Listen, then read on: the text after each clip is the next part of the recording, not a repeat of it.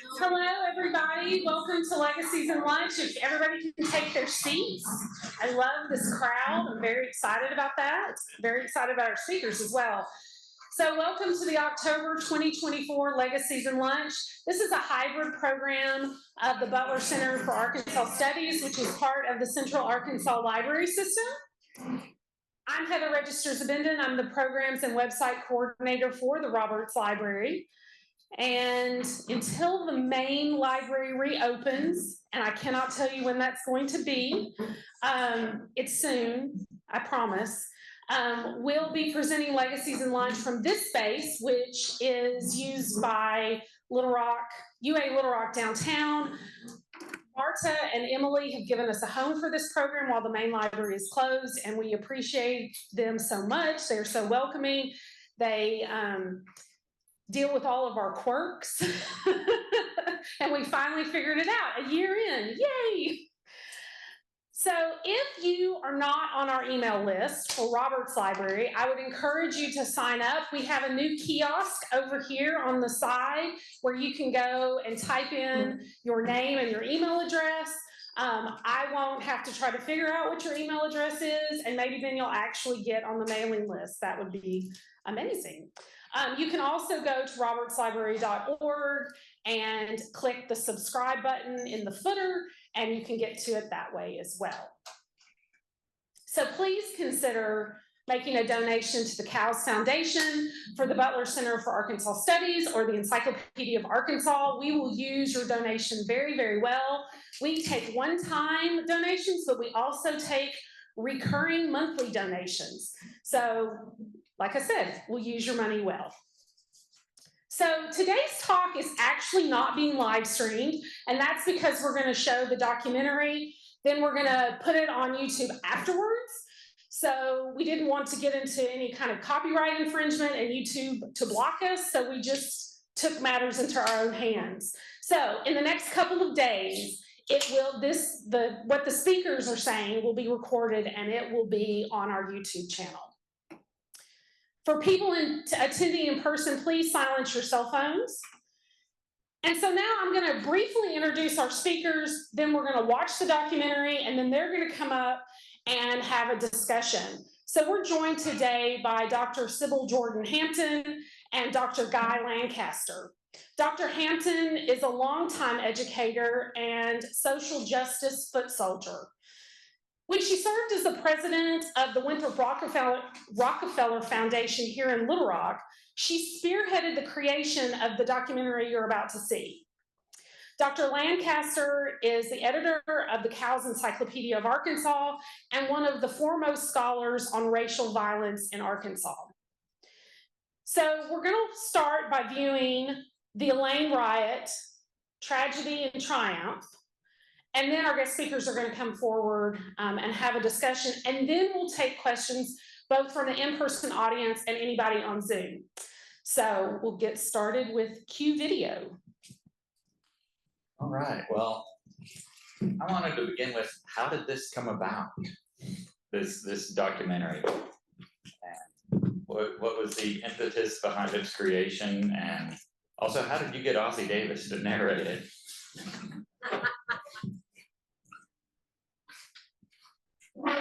WNET, the PBS station in New York, funded a major project on the rise and fall of the Jim Crow era. And Richard Wormser, along with several of his colleagues, were the producers. And when they were doing their research, they came upon the Elaine incident and massacre. And they thought, this is something that we won't be able to focus on in it was a 4-part series, but it is of great significance. And so they came to me and asked if the Winthrop Rockefeller Foundation would be interested in funding the full documentary that told the story of what happened in 1919. Or attempted to tell an important part of the story. It happened that our board had become interested in responding to an act of 1997, which mandated for the first time the teaching of Arkansas history in elementary and high schools here in schools.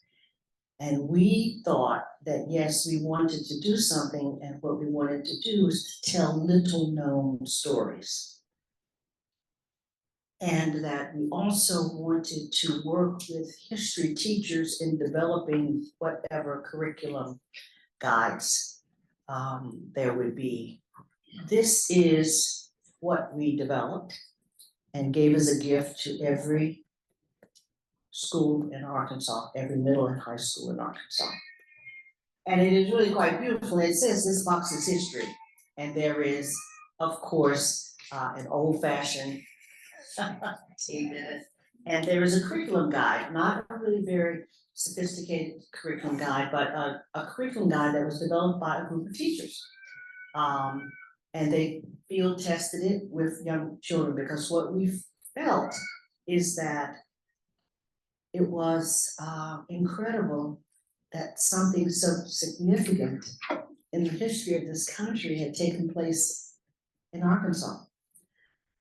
And that people know Arkansas because of the Little Rock Nine, 1957. But here at the turn of the 20th century, that the most significant case with African Americans in the criminal justice system took place, and that a significant decision was made because of this phenomenal attorney who did not have an opportunity to go to law school, because apprenticeship was the way in which many people became doctors and attorneys, but certainly if you were African American, you would apprentice. And so we felt that there were a number of things that Arkansas children, young people, would learn as a result of this project, not only about the fierce and very violent event in 1919, but that someone who was denied the opportunity to go to law school but still stuck to his guns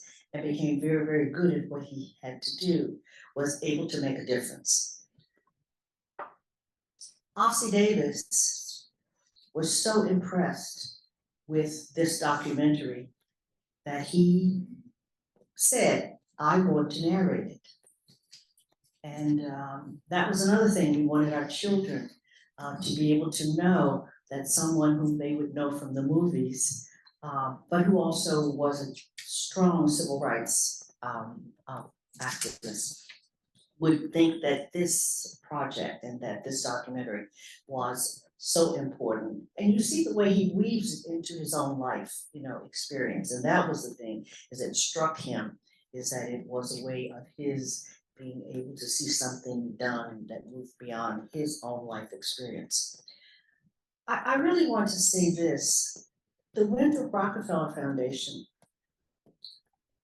engaged in 3 projects. This was the first. The second was the project focused on the Japanese American internment, in which an incredible curriculum was developed, and it became a model for the Japanese American National Museum nationally.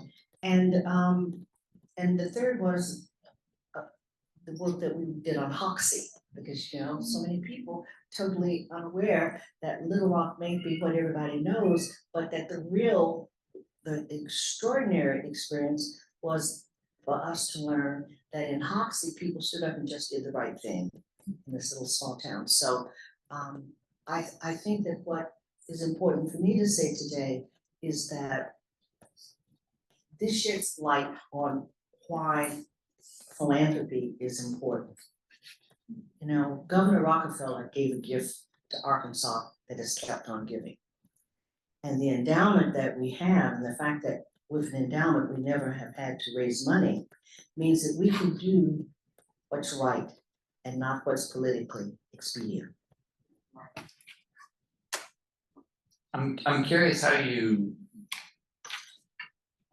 worked on developing this project specifically with students in mind, especially as the teaching of this history has become controversial, and we hear many people saying that, we don't want to instill guilt, a sense of guilt among, particularly white students. How did you go about gearing this story for a younger audience?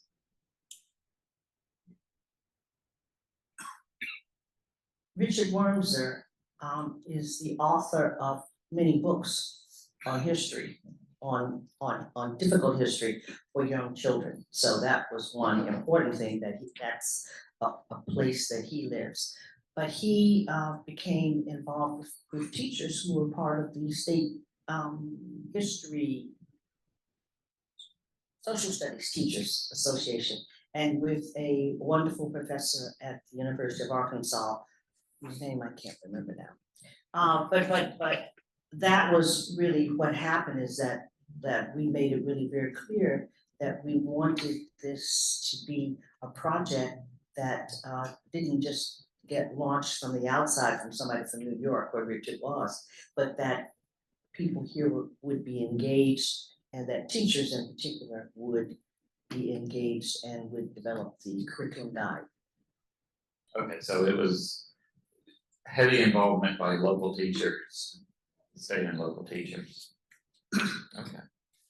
What sort of feedback did you get from teachers? You sent this box to every school district. I was thinking of that today. One of the things that we did not do that would have been wonderful was to send something or send someone around to talk with people about how they received this project and whether or not they felt that they would be able to use the project. The teachers who were involved in the field testing all loved the project and really felt that something that was very difficult was being handled sensitively, and that even though there were some photos that the teachers felt they could be prepare young people. We didn't live in the time that we live now, so that this was seen as a resource. And people felt it was a needed resource and a jump start to helping those who wanted the Arkansas history that was mandated to be taught to not be just whitewashed history, but that we would really present something that was quite well done, and also moved into a territory that might be unsettling. But we didn't get any kind of pushback from anyone saying, nobody sent it back. The date that these were sent? In 2002, because yes, it was 2002. But we never got any kind of feedback, and nobody mailed one back. And I think that if we really had some problems with How would you do things differently given our own current political and cultural challenges if you were making this today? Pray early and often. And really, I think one of the things we would have to do is we would have to be able to, in thinking about using the strategies that we use with Arkansas teachers, we would have to really be able to identify whether that will be feasible. I think that would be the really big question. Could you work with Arkansas teachers in the way in which we did for our other projects, or would we have to work with teachers in some other place? Because we do have the resources that we would do that, but I think that would be the big enchilada, is not whether or not we would undertake a project, but could that project then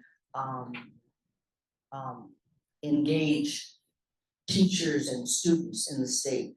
And the other thing would be distribution.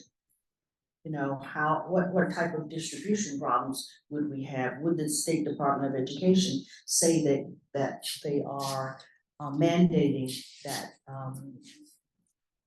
these types of materials could not be sent to the school? Because that is a question.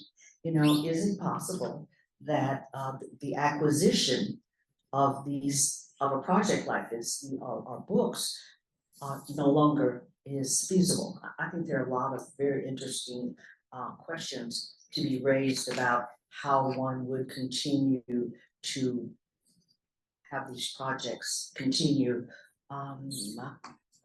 But what would be the way, I think the important thing we would have to do is to be sensitive about not jeopardizing any of people who are in schools who would want to work with us, not unintentionally creating a problem in which people get punished or fired or whatever. So we really are in the situation where I think that this type of project would be difficult to engage and work with teachers and to have their feedback, but also to give as a gift. Well, there's a bit of an irony in that there's more information out now about these events. It's so publicly available. And yet, teachers, despite this wealth of information, and despite the fact that things are so easily findable online, are in many ways being discouraged from addressing these matters. I think there are two issues actually. I think prior to the discouragement from governmental officials, there is this whole, I know this from the people who come to this state to look at Central High School. Lots and lots of teachers come to the National Historic Site, and I speak with a number of groups who come, and I'm always struck by my need to say to teachers, if you're not comfortable, you can't teach this well. These are difficult, you have to really come to terms with yourself in order to be able to address these issues that might make you feel that you are guilty, or that whole thing of how do you as a teacher grow in grace so that you can help young people to engage. And I think there are an awful lot of adults who struggle to engage, and that's not a blame thing. This is difficult. It's extraordinarily difficult. And we struggle to find a place within ourselves where we can speak without the emotion and speak without the feelings of guilt or speak without blaming, or it's very hard to just put this in a place that is a place that we are looking at and thinking about, because it's just very heavily laden with so much stuff. Should we open it up to questions? I wonder if any other presentation. Heather's got mine. I do want to say this though. After this project, one of the things that occurred is that there was a concern about the title of the project. This is a 2002 project. And at that time, it really made sense, and WNAT thought it was good to make reference to riot. And since then, there's been this thing about why wasn't it called it is a reflection of its time. But this is not a reflection of all that needs to be known and understood about Elaine and that situation. This is literally one project to help people begin the journey of addressing Elaine.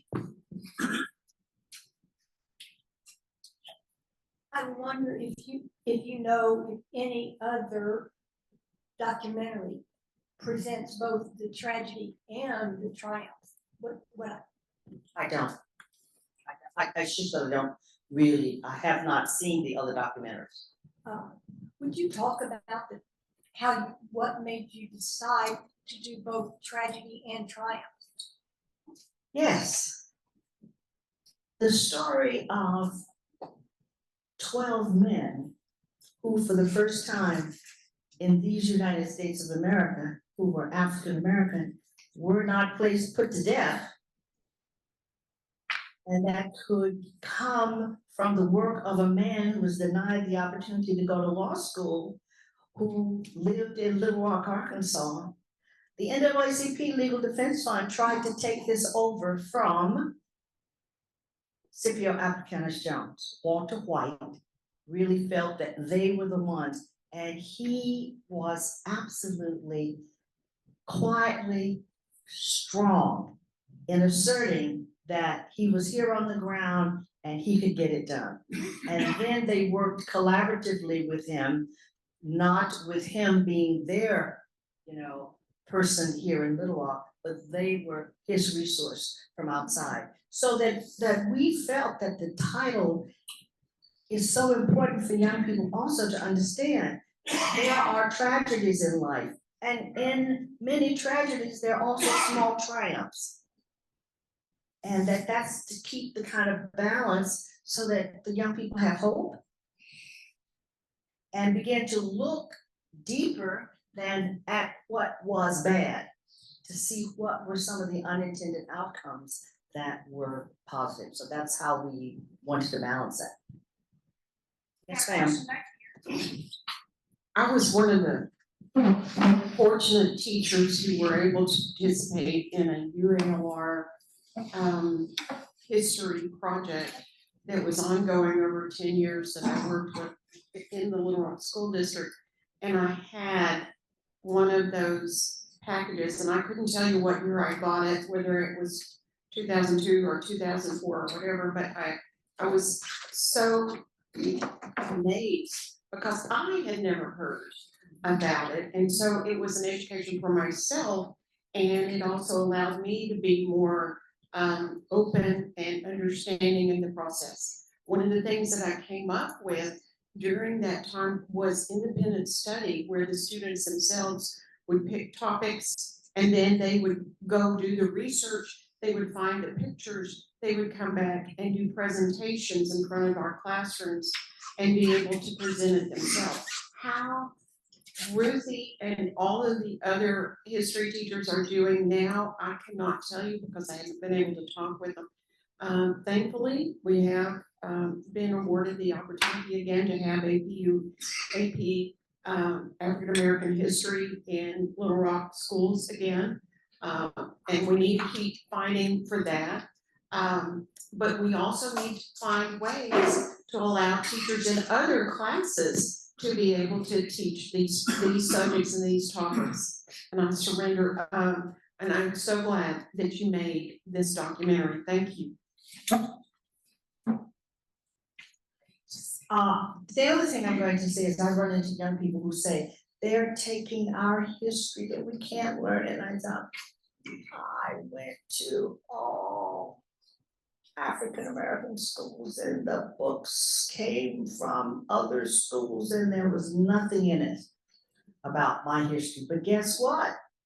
I knew a lot because our teachers brought other books and other materials. And so one of the things that I say to young people is, please don't get mixed up between your access to being able to learn about your history and political decisions about how that gets done. Nobody can take your history away from you, but what people can do is make it difficult for it to become a part of a process that all students have an opportunity to learn and to become more knowledgeable about your history.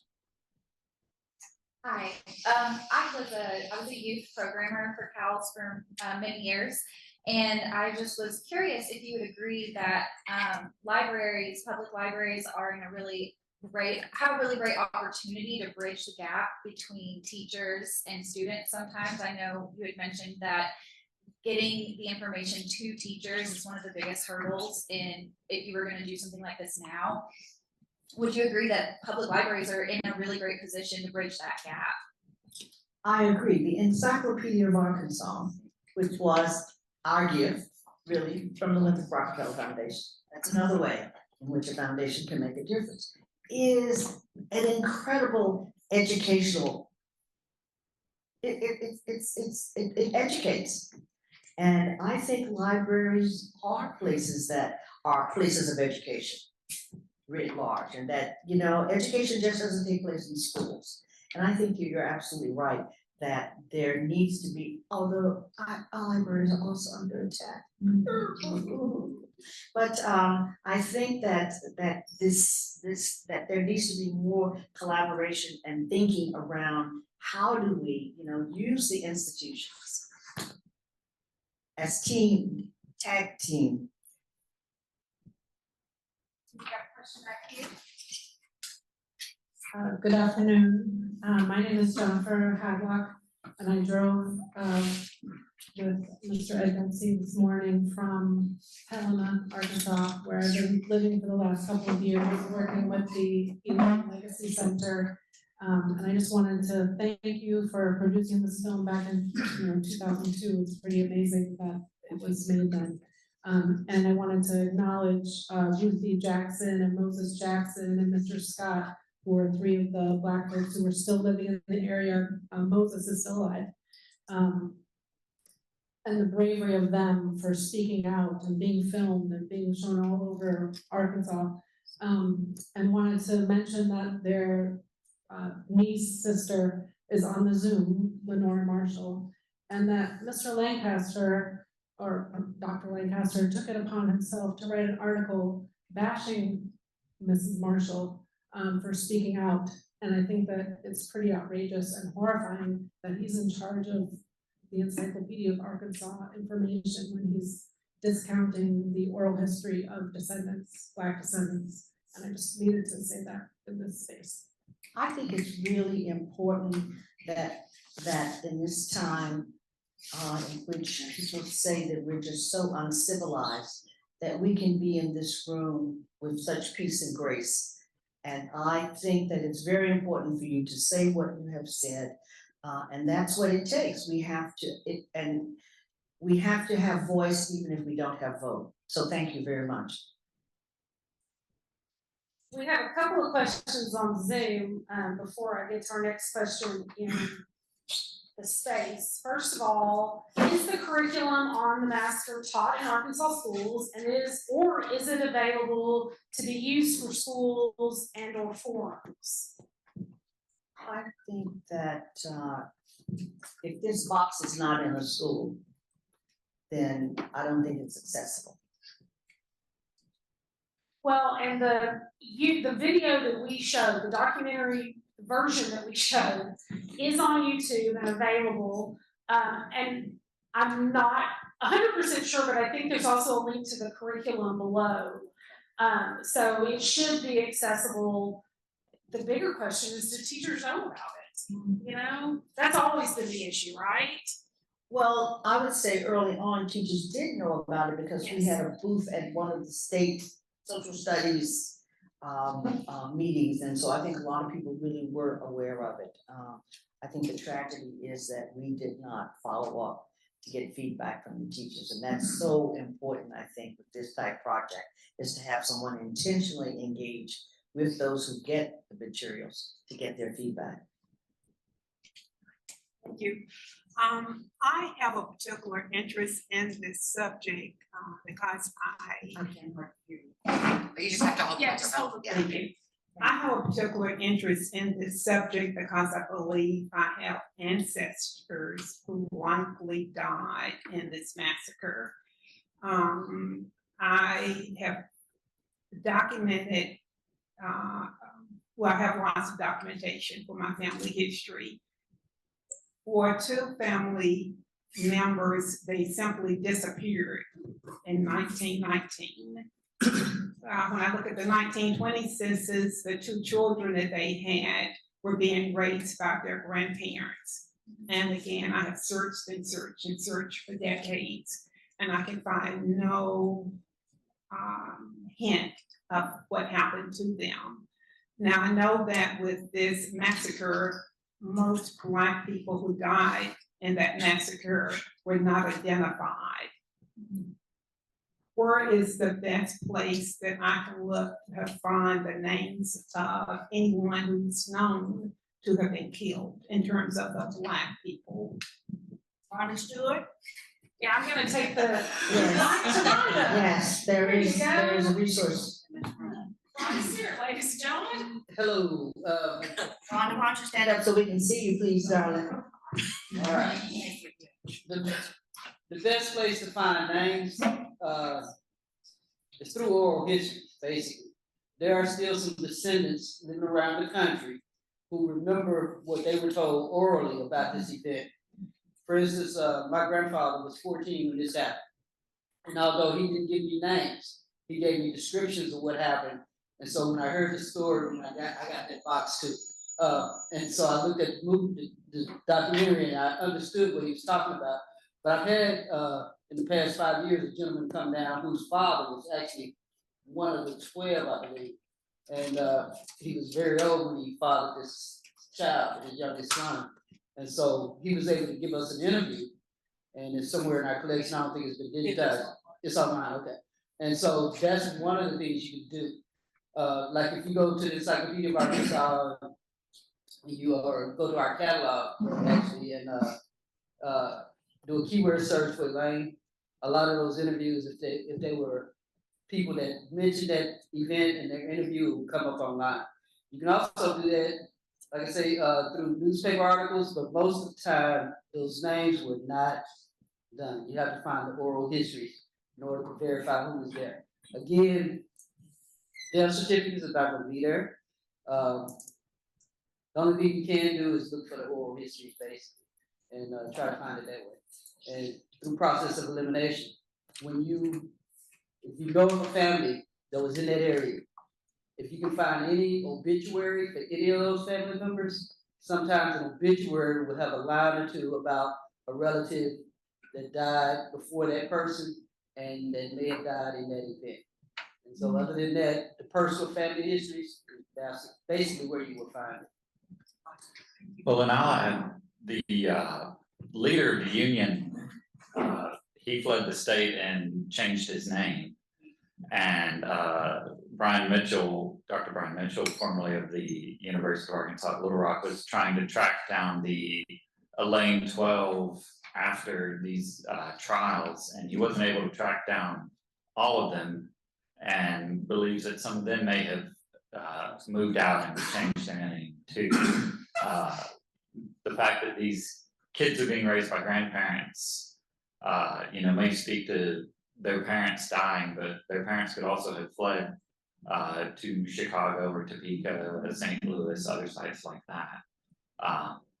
So, I would say it's going to be hard tracking someone down if they've changed their name, but also do broaden your census search beyond just Arkansas.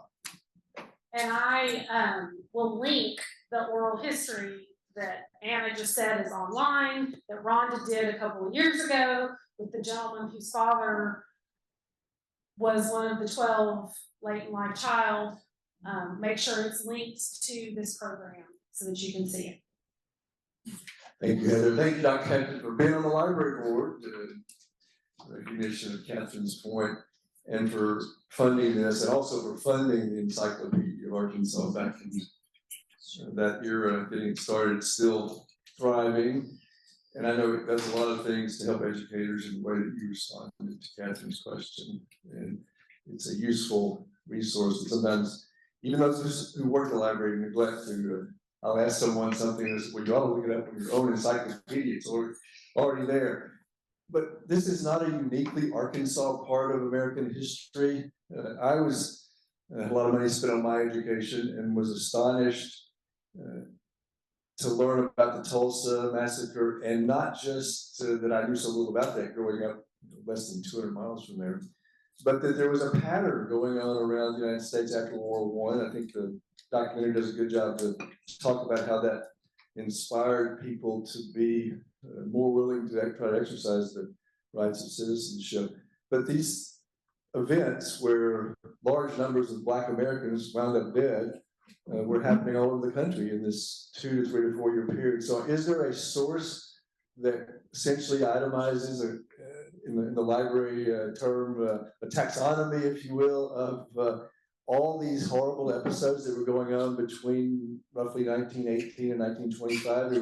There were incidents in Illinois, in Arkansas, obviously, Oklahoma, Florida, across the South, but not uniquely to the former Confederate states. Right, so there are a number of websites devoted to the Red Summer and a number of books on the Red Summer. You know, there's a good one, 1919 by David Kruger, which is about the Red Summer and Black resistance. And he, in the back of his book, has a list of the events of that. One can also go to Encyclopedia of Arkansas. And our entry on lynching has a table of those documented events. And, you know, there were quite a few in 1919, not just Elaine. We also have an entry on race riots that documents all the known race riots that occurred in Arkansas.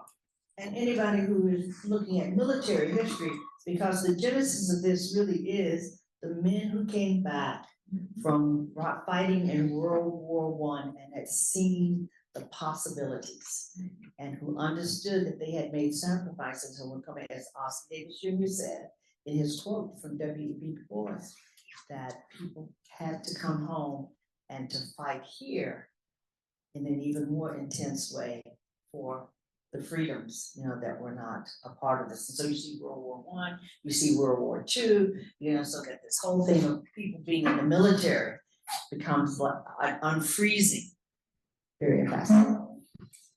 Okay, we've got one last question from Zoom, because I don't want to forget our folks on Zoom.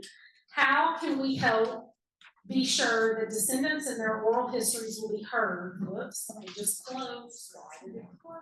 Okay, let's try that again. Technology, oh, I love it. Okay, how can additional research help assist in finding court records and property records to help descendants document their property rights?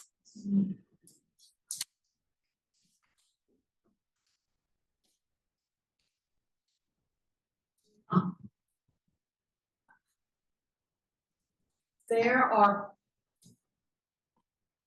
I think the question is, I think the statement is that there are issues related to property rights that need to be explored and researched and documented.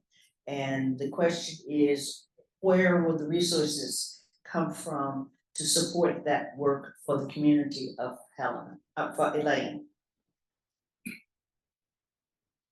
I don't have an answer for that, but I think that clarifying the issue and clarifying all of the parts of the issue help you to begin to think about right next places. What are you saying? There is a program at UAPB, and I'm trying to remember the name of it. Candace Williams has been leading it the last few years. Start again with the mic, Barbara. There is a program at UAPB, University of Arkansas Pine Bluff, about heirs and land property. And Candace Williams has been the one leading it for the last few years. But if you get in contact with the agriculture department down there, they may be able to walk you through the process of linking whatever property you're looking at to the heirs and to the original owners. But that program has been very successful, and they do work all over the state. Thank you. Okay, one last. No, I just want to add that for oral histories, please make sure that you're recording them. I do the audio video for the Butler Center. We want to make sure they are recorded, and you want to make sure that you have converted them to digital and are saving them properly. Talk to your local library. Here we have the memory lab about how to preserve these precious histories and make sure that they get heard, because even if you collect them, unless they can be heard by others, it's not helping. Well, and can I say we something? have, oh, yes. Well, I was just going to add, speak to your state representatives and senators, because many county courthouses do not have the facilities to archive their materials adequately. If you do any research in a county courthouse, you know, sometimes they'll just send you down in a basement and say, here are the records, sift through them as you will.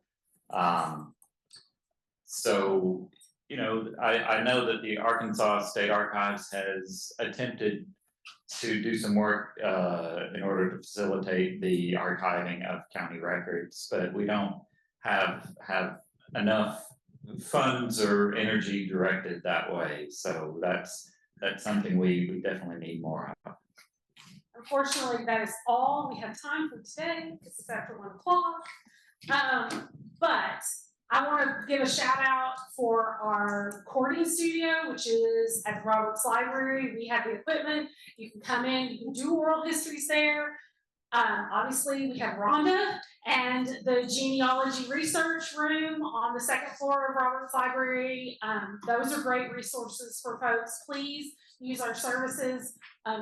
You do not have to have a CALS library card to use the Roberts Library, the research room. But it is library card sign up month, so you should get one if you don't have one. If you live in the CALS service area, please sign up for a library card this month. Yes, Sam. You should also, there's a new podcast studio at the remodeled Williams Library down on Chester.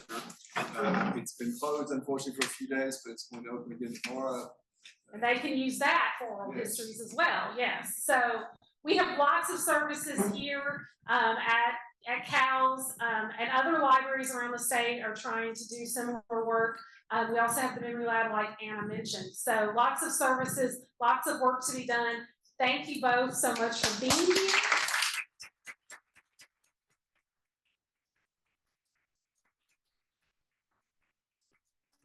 That you have spent both of your lives doing. Okay, so real quick before I release you. Technology. Okay, there we go. Before you leave, a couple of quick announcements. Please join us a week from Friday. That's September 13th. So that would be Friday the 13th for Second Friday Art Night. We're at the Rocket Lab now, which some of you may know is the Cox building. Local artists, local art, live music. I teach knitting. If you want to come learn to knit, if you want to knit with me. So come and join a night of art, music, and mingling. It's all underwritten by the Winthrop, not the Winthrop, sorry, you're here, so that's automatic. The Wingate Foundation. And next month, we're going to be joined by Dr. Rebecca Glazer to discuss her new book about faith and community in Little Rock. She has done thousands of interviews all over town to compile this book. It's pretty impressive. So that will be Wednesday, October 2nd. At noon, you can join us here at UA Little Rock downtown. If you come in person, you get a free cookie. If you are on Zoom, you don't get a free cookie. So I highly encourage you to come in person. Thanks for joining us today. Thank you, Dr. Hampton, Dr. Lancaster, and have a good day.